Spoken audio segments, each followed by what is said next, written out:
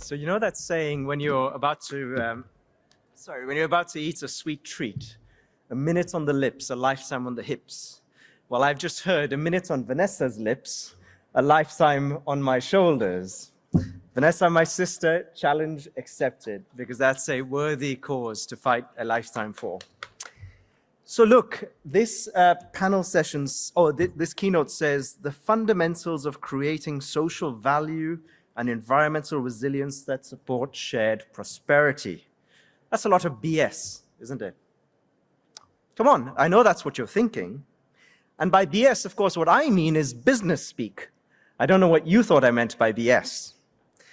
But actually, I think this somewhat wordy title is actually very worthy. And kudos to the IMARC team for teeing up something that gets to the heart of a very simple but profound question that society is putting at the feet of all businesses. When the world is literally on fire and billions of people are living at the edge of survival, can we trust you to make it better? Or at the very least, not make it worse? Look, that's a relevant question for all sectors, but for mining, it's existential. And it's existential because of what is to come. By now, gatherings like this have heard it 1,000 different ways, that mining has to grow exponentially to meet the world's demand for critical minerals. So I'm not going to repeat those numbers here. Even outside these rooms, the general public increasingly understands this fact. And so we, as the mining industry, are called upon to show to society that society will prosper because of mining, not despite it. That the natural world and people's rights and aspirations won't be collateral damage in the growth of mining to meet this demand. And that when it comes to critical minerals, the ends, important as they are, do not justify any and all means. Look, I'm confident that this is possible. And I'm going to share with you today 5 real-life examples of mining that creates shared prosperity and the lessons that those hold for the future of mining. But before doing that, I need to level with you. And we collectively need to level with society. The honest truth is that as an industry, collectively, we have not always acted in ways that create shared prosperity. And the panel just told us how. We abandoned hundreds of thousands of mines when we should have responsibly closed and rehabilitated them. We waited too long from disasters such as tailing dam failures to create better standards to prevent them from happening again. We have for too long tolerated discrimination, bullying, and assault against women and underrepresented groups in our workplaces. We have on too many occasions, as we just heard, disrespected cultural heritage and the rights of communities to self-determination. And we have failed in our primary and solemn duty to keep people safe at work, with people dying and getting injured with unacceptable frequency.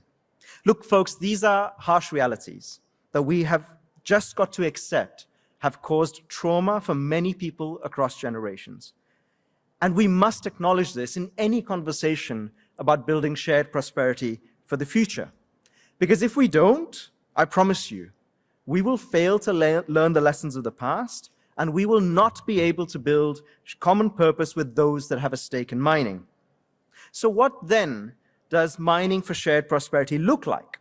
As I said, I want to share with you 5 real-life examples and a story about each. I've tried to avoid any BS in these, but you decide. First, mining for shared prosperity means recognizing that just because you can doesn't mean you should. A legal license tells you that you can mine. A social license tells you if you should. Now, this doesn't mean getting every person to agree, let alone support mining activities, but to do what it takes to get a sufficient majority to that place and maintain that support throughout. Anglo-American's Quellaveco project in Peru gives us a blueprint for how to think about this.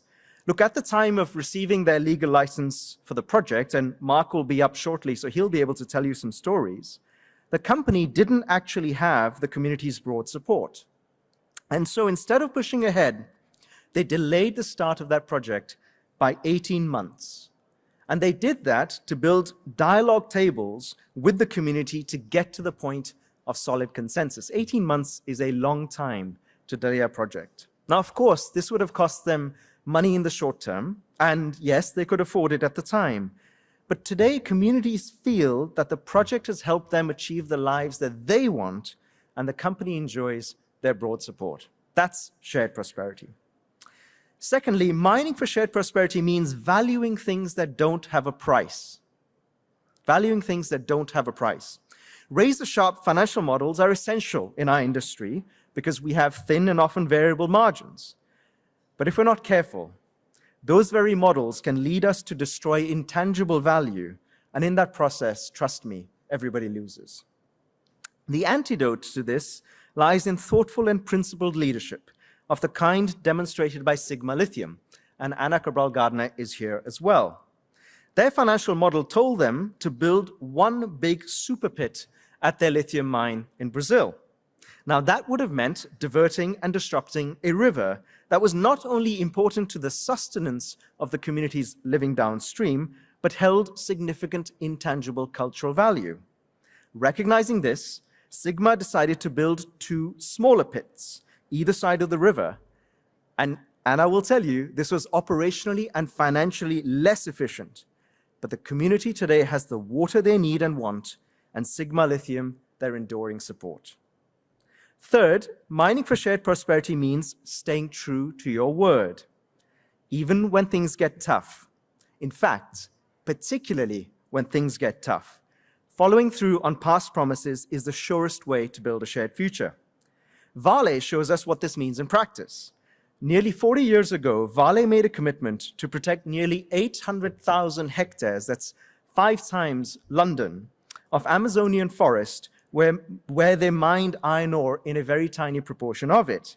Now, over that time, deforestation has ravaged the surrounding areas, but the forest that's protected by Vale still stands, thanks to huge investments in monitoring, protection, enforcement, and scientific research in partnership with indigenous communities. Now look, Brazil and the entire world benefits from this most precious ecosystem remaining healthy and intact, and Vale from the support of the people that are directly and indirectly connected to it. I also know that staying true to their word is the principle guiding reparations from the Brumadinho and Mariana tragedies. Fourth, mining for shared prosperity means going above and beyond.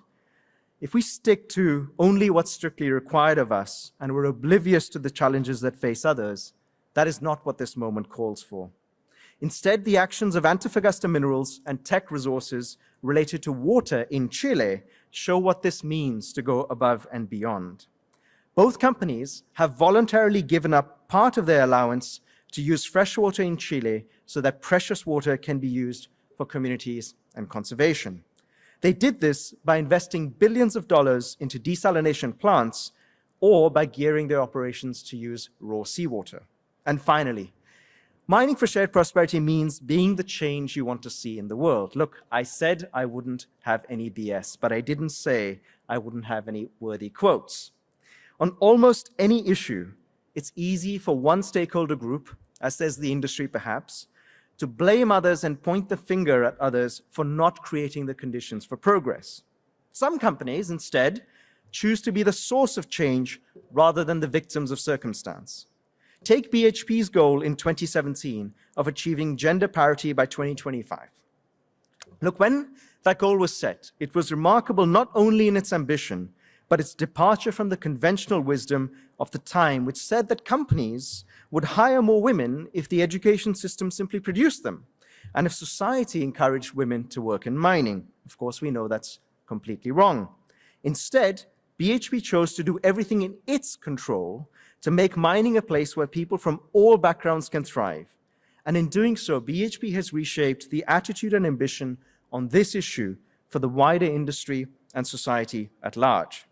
So, recognizing that just because you can doesn't mean you should, valuing things that don't have a price, staying true to your word, going above and beyond, and being the change you want to see in the world.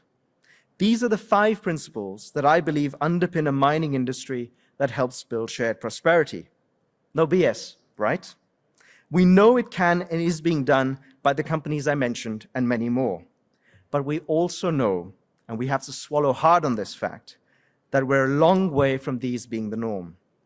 That's a challenge too big for any of us to individually solve. But if we each move our little corner of the industry towards these principles, great change is possible, and great change is what this moment calls for. Thank you.